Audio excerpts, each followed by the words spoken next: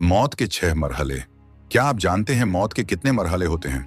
पहला मरहला यौमुल मौत। यह वो दिन है जब इंसान की जिंदगी का खत्म हो जाता है। उस दिन अल्लाह फरिश्तों को हुक्म देता है कि जमीन पर जाओ और इंसान की रूह कब्ज करो ताकि उसे अपने रब से मिलने के लिए तैयार किया जा सके।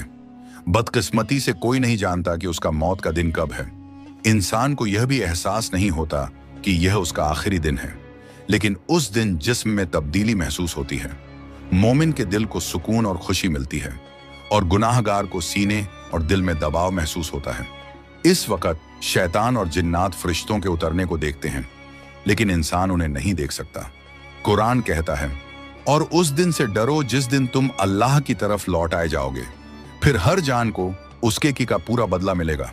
सूरह बकरा 281। दूसरा मरहला रूह का धीरे धीरे निकलना। यह मरहला पांव के तलवों से शुरू होता है। रूह धीरे धीरे ऊपर की तरफ बढ़ती है, टांगों, घुटनों, पेट, नाफ और सीने से होती हुई। इस वक्त इंसान थकान और चक्कर महसूस करता है और खड़ा नहीं रह पाता। जिस्म की ताकत खत्म हो जाती है, लेकिन उसे यह समझ नहीं आता कि रूह निकल रही है। तीसरा मरहला तरक्की का मरहला। कुरान कहता है, हरगिज नहीं, जब रूह हलक तक पहुंच जाएगी और कहां जाएगा, कौन झाड़ फूंक करेगा, और उसे यकीन हो जाएगा कि यह जुदाई का वक्त है और एक पिंडली दूसरी पिंडली से लिपट जाएगी। यह वही वक्त है जब लोग डॉक्टर, एम्बुलेंस या कुरान पढ़ने की बात करते हैं। इंसान अभी भी जिंदा रहने की उम्मीद रखता है, लेकिन हकीकत में उसके निचले जिस्म का हिस्सा बेकार हो चुका होता है। चौथा मरहला हल्कुम का मरहला। यह मौत का सबसे मुश्किल वक्त होता है। इस वक्त इंसान की आंखों से पर्दे हट जाते हैं और वह फरिश्तों को देखना शुरू कर देता है। अब वह आखिरत को देखना शुरू करता है। कुरान कहता है, फिर क्यों नहीं, जब रूह हलक तक पहुंच जाए और तुम देख रहे होते हो और हम तुमसे ज्यादा करीब होते हैं, लेकिन तुम नहीं देखते। इंसान इस वक्त अल्लाह की रहमत या गजब देखता है। अपनी जिंदगी के आमाल उसकी आंखों के सामने गुजरते हैं। शैतान आखिरी बार गुमराह करने की कोशिश करता है।